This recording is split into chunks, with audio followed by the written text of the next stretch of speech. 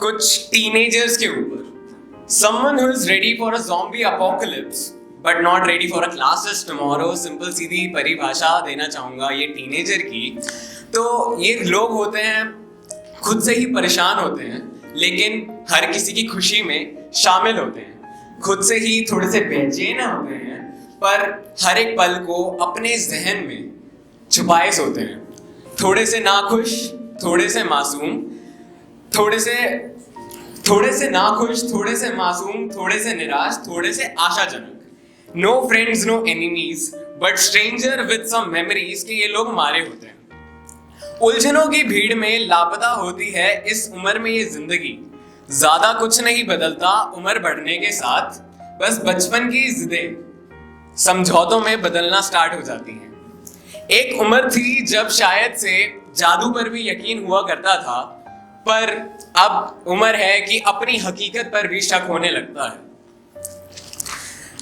एक उम्र के बाद उस उम्र की बातें उम्र भर याद आती हैं। एक उम्र के बाद उस उम्र की बातें उम्र भर याद आती है, पर वो उम्र फिर उम्र भर वापस कहाँ आ पाती है। बेसिकली टीनेजर्स की लाइफ के 3 मेन फेज होते हैं। First family, second love, third friends. तो एक टीनेजर के साथ इन्हीं के ऊपर कुछ दृष्टि डालते हैं आज। First of all family. तो इस फेज को स्टार्ट करना चाहूंगा 2 लफ्जों के साथ, अगर आप सबकी इजाजत हो तो। अपनी मर्जी से कहां अपने सफर के हम हैं। अपनी मर्जी से कहां अपने सफर के हम हैं। रुख हवा का जिधर हो उधर के ही हम हैं। पहले हर चीज थी अपनी, मगर अब लगता है पहले हर चीज थी अपनी, मगर अब लगता है अपने ही घर में किसी दूसरे के घर हम हैं। मोस्टली इस एज में जो हमारा नेचुरल लविंग केयरिंग बॉन्ड होता है हमारे पेरेंट्स के साथ, वो थोड़ा सा कमजोर होने लगता है। हमें एट अ मोमेंट तो इस चीज की रियलाइजेशन नहीं होती, बट हाँ एक रियलाइजेशन पॉइंट आता जरूर है हर किसी की लाइफ में, जब बहुत ज्यादा जोर से ये रियलाइज होता है। एक एग्जाम्पल के साथ समझाना चाहूंगा। 2-3 साल पहले घर में एक 2 व्हीलर आती है and I literally was very happy and मैं उसकी बहुत केयर करता था, हर वीकेंड पर उसको वॉशिंग पे। बट तब थोड़े से नादान होते थे, हैं अब भी, बट जैसे ही थोड़ी सी एज बढ़ी, थोड़ा सा जनरेशन गैप आया माँ बाप के बीच में, तब एक रियलाइजेशन हुई, तब एक सुई सी चुभी दिल पे कि जिस चीज को तुम हक से अपना मानते थे, जिस चीज को तुम मेरी मेरी बोला करते थे, फिलहाल के लिए कोई हक नहीं है तुम्हारा उसको अपने हक में डालने का। तो इस रियलाइजेशन के साथ एक क्वेश्चन उठता है कि अभी तो हमें बहुत कुछ बिना मांगे मिल रहा है, बट क्वेश्चन ये है कि हम क्या उसको डिजर्व करते हैं कि नहीं। तभी वहां पे एक डर भी हमारा आता है कि क्या पता हम ये जो एहसानों के नीचे दबे पड़े हैं, हम अपने पेरेंट्स को वापस कर भी पाएंगे कि नहीं।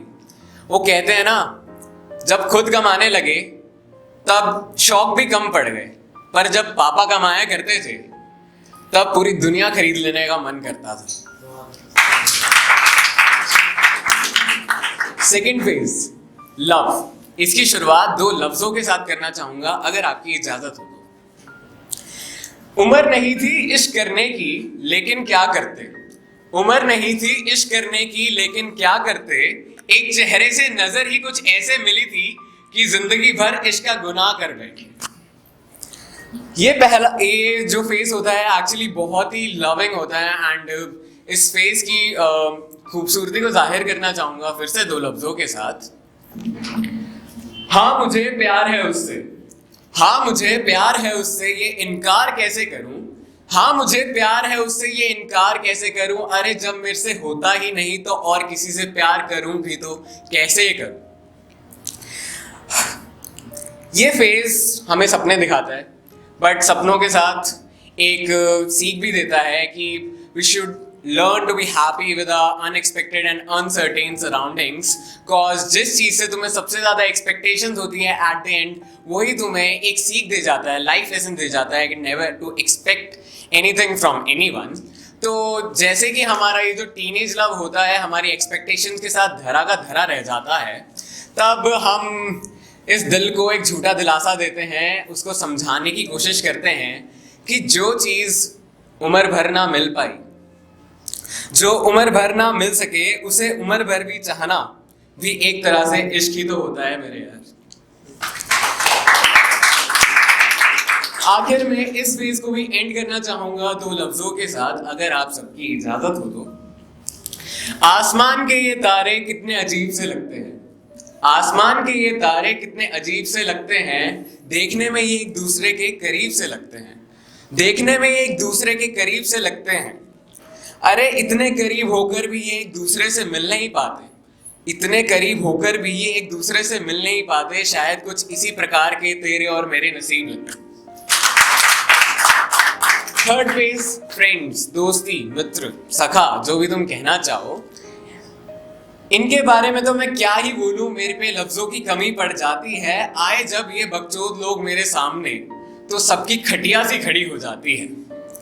Literally friends are the most blessful happenings in your surroundings.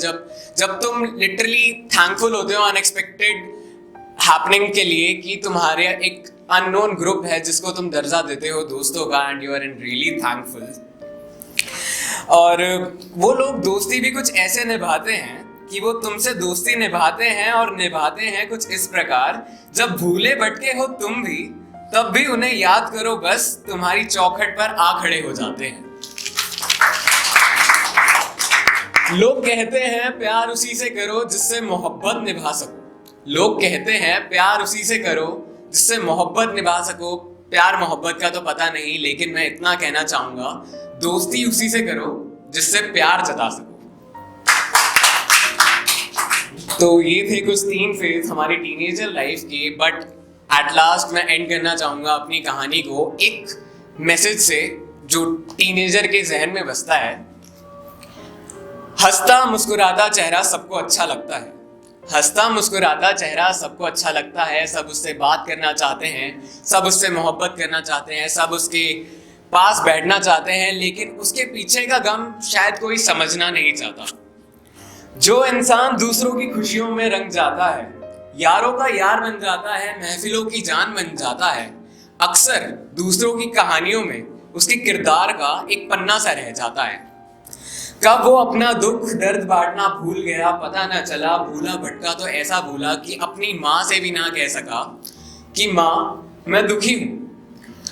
Cause उसको बस एक ही बात का डर था, उसको बस एक ही बात का डर था कि ये सुनने के बाद माँ अपने आप को तो संभाल नहीं पाएगी, ये सुनने के बाद माँ अपने आप को तो संभाल नहीं पाएगी, लेकिन मेरे आंसू पहुंचने के लिए सबसे पहले दौड़ी चली आएगी।